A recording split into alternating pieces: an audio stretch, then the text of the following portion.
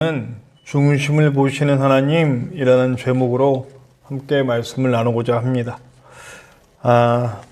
제가 이 찬양을 최근에 알게 되어서 그 가사가 너무 좋아가지고 제가 아주 자주 듣는 찬양입니다. 우리의 삶의 앞에 문제가 무엇이든 간에 하나님과 함께 가면 광야에서 길이 나고 사막에 강이 흐르고 그런 놀라운 역사들이 나타나게 될 줄로 믿습니다. 우리 교회뿐만 아니고 우리 모든 삶에도 이런 놀라운 일들이 나타나기를 축원합니다. 우리가 지난 시간에 하나님의 진노하심에 대해서 잠깐 생각을 해봤어요. 하나님이 우리의 삶 가운데 진노하시는 부분이 무엇이었는지 생각해 보는데, 그러면서 2장으로 넘어옵니다. 2장으로 넘어오면서 그 진노가 사실 은혜가 되는 과정을 밟아오면서 그 하나님이 진노하시는 부분들 중에서 어떤 것이 가장 진노하는 부분일까? 사실은 스스로 선하다고 생각하는 게 가장 큰 죄인 것 같습니다. 오늘 2장 1절을 보면요. 그러므로 남을 판단하는 사람아, 누구를 막론하고 내가 핑계하지 못할 것은 남을 판단하는 것으로 내가 정죄함이니 판단하는 내가 같은 일을 행함이라. 남을 판단하는 사람들이에요. 그러니까 자기의 자기는 선하다, 스스로를 구원할 수 있다라고 생각하는 사람들의 가장 큰 착각은 자신들은 완전하다고 생각하는 거죠. 네. 3절을 보면 이렇게 얘기합니다. 이런 일을 행하는 자를 판단하고도 같은 일을 행하는 사람아, 내가 하나님의 심판을 피할 줄로 생각하느냐.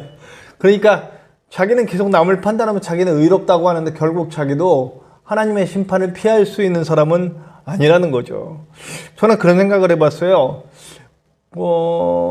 비판과 비평 비슷한 말인데 뭐가 다를까?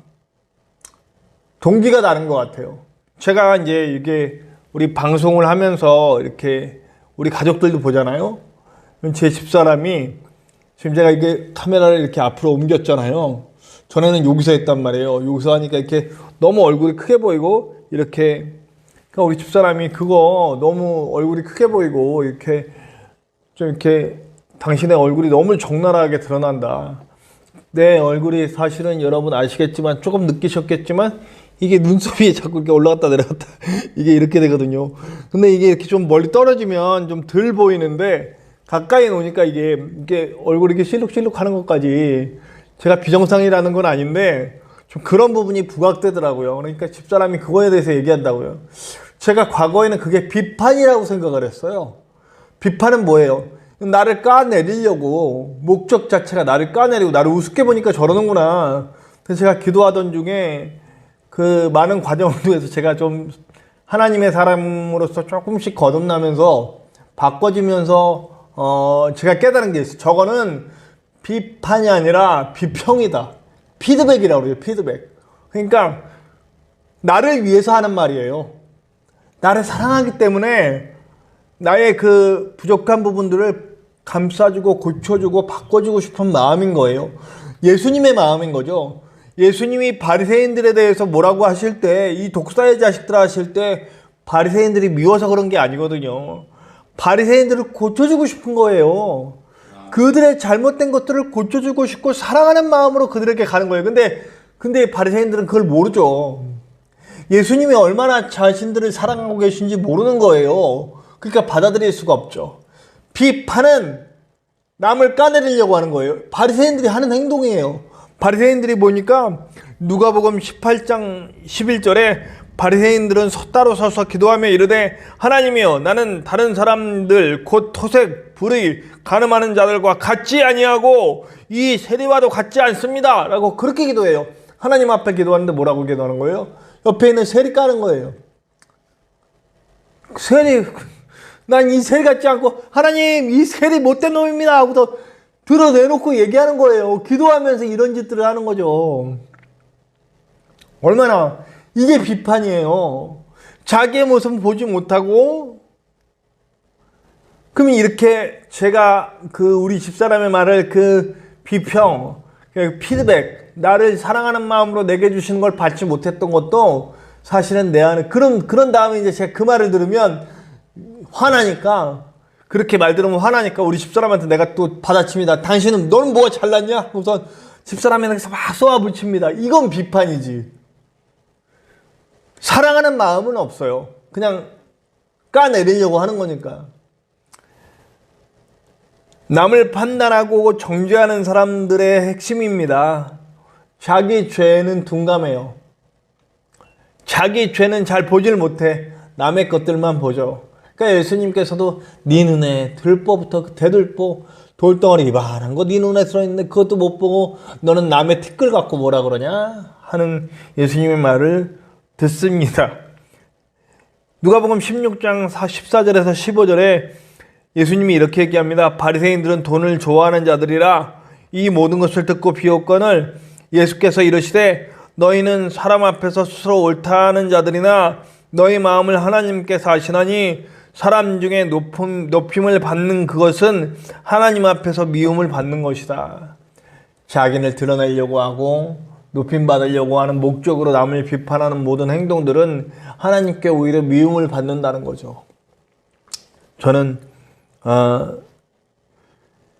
하나님이 참 많은 과정을 통해서 저를 내려주셨어요. 많이 내려주셨죠. 제가 이 30대에는 30대, 40대 초반까지도 되게 대단한 사람인 줄 알았어요.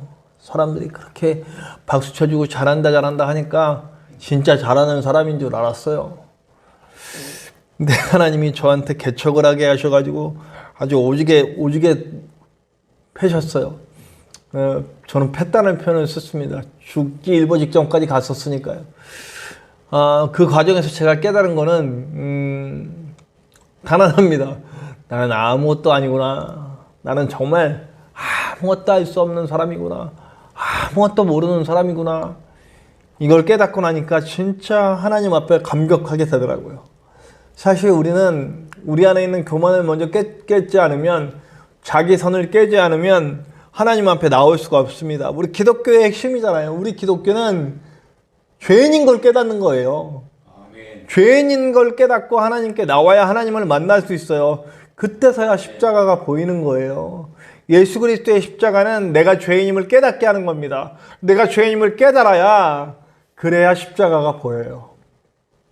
그 예수님의 십자가가 저와 여러분들께 함께 있는, 십자가의 감격이 있는 낮아지는 사람들 되시기를 간절히 축원합니다. 우리 4절 보니까 이런 말이 있어요. 혹 내가 하나님의 인자하심이 너를 인도하여 회개하게 하심을 알지 못하여 그 인자하심과 용납하심과 길이 참으심이 풍성함을 멸시하느냐. 자기 선에 빠져 있어요. 그래서 내가 죄인임을 깨닫지 못하니까 회개하지도 못해. 회개하지 못하니까 어떻게 됩니까? 하나님의 인자하심도 보이지 않고, 하나님이 지금 나를 참고 계심에 대한 것도, 그 나를 얼마나 많이 참고 계시다, 내가 짓고 있는 그 많은 죄들에 대해서 참고 계시다는 것 자체도 알지 못하는 거죠. 깨닫지를 못하는 거예요. 그냥 자기 우월감에 사로잡혀 있는 거예요. 저는 인종과 인종 간에, 또 사람과 사람 간에 이런 걸 보고 참 마음 아플 때가 많아요. 특히 이 피부가 하얗신 분들, 키가 크고 이렇게 백인들은요 정말 나름의 우월감이 있는 것 같아요. 요즘 호주에서 벌어지는 일들 보십니까 혹시? 그 백인들이 와가지고 아시아인들한테 막 욕하고 침뱉고 막 이래요. 근데 우린 요번에 코로나 사태를 통해서 분명히 알았어. 유럽에 있는 사람들, 미국 사람들, 호주 사람들이 얼마나 무식하고 바보 같은지를 알았잖아요. 예? 그 코로나 사태가 벌어지고 저는 북유럽에 대한 환상이 있었어요. 여러분들도 있을 거예요. 북유럽 사람들의 그 복지와 그리고 그 똑똑한 머리와 앞서간 그 모든 것들. 근데 요번에 코로나 사태를 통해서 우리는 요즘 국뽕이라고 그래요. 국뽕이 뭐냐면 우리나라의 그 얼마나 자랑스러움에 대해서 취하는 거죠. 그래서 뭐 요즘 젊은이들 말로는 주모라는 말 자주 써요. 이게 뭐냐면 우리나라가 너무 그 코로나를 잘 제압하고 이러는 뭐 세계적으로 우리나라가 지금 칭찬받고 있잖아요. 그런 얘기 들을 때마다 주모를 부르기, 취한다고. 그게 요즘 젊은이들이 쓰는 말이에요. 저는 요즘 굉장히 제 스스로도 한국인인 게 너무너무 자랑스러워요. 그리고 얼마나 그 백인들이 자신들이 똑똑하고 되게 우월한 줄 알았는데 보니까 되게 멍청했어요.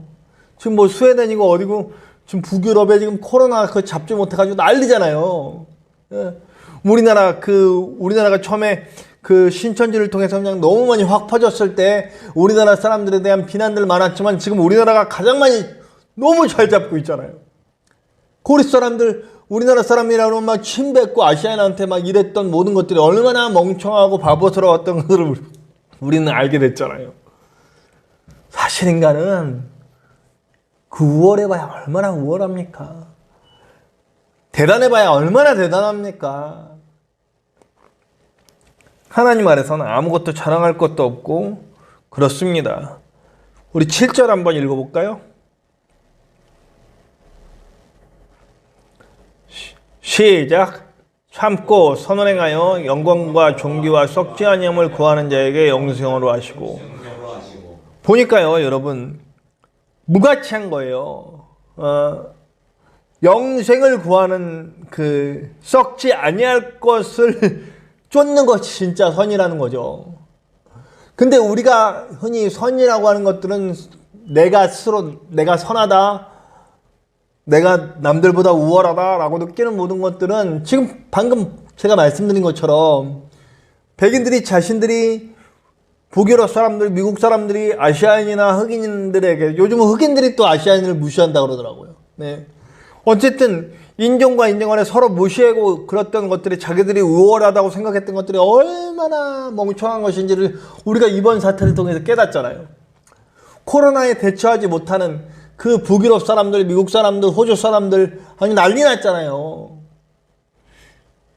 자신들이 우월하다고 생각했지만 결국 우월한 거 아니었어요. 오히려 더 멍청함이었어요. 자기들이 선하다고 생각했던 것들이 사실은 선하지 않은 것들, 무가치한 것들이었다는 거죠. 사실은 보이지 않는 것을 쫓아야 한다는 것을 이렇게 얘기해주고 있습니다. 그럼에도 불구하고 인간은 계속해서 자기 양심을 속여요.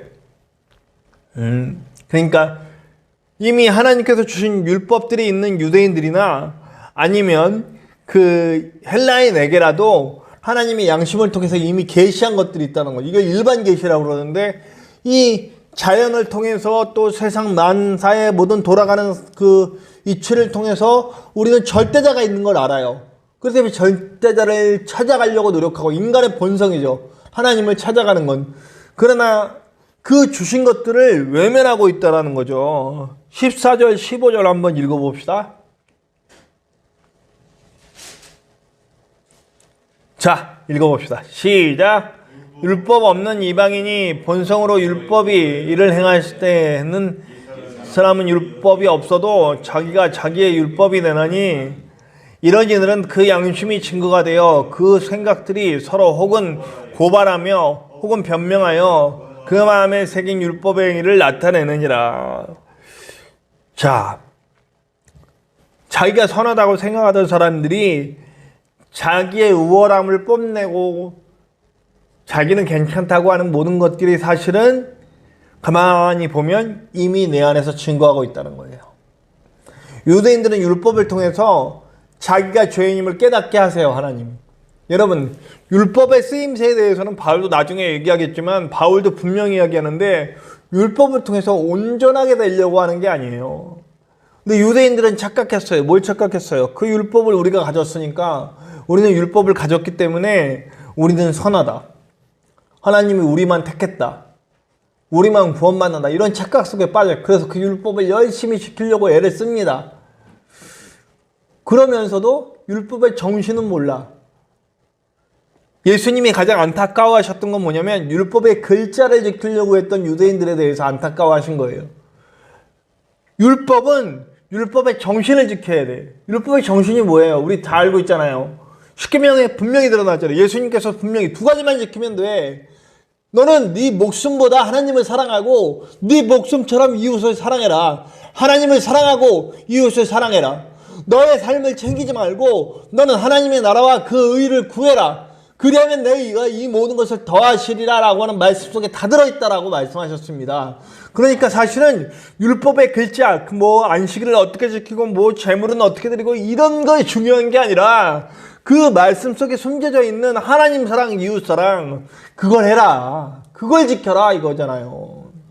사실 율법을 갖지 못한 사람들 속에도 양심으로 이미 주셨다는 거예요.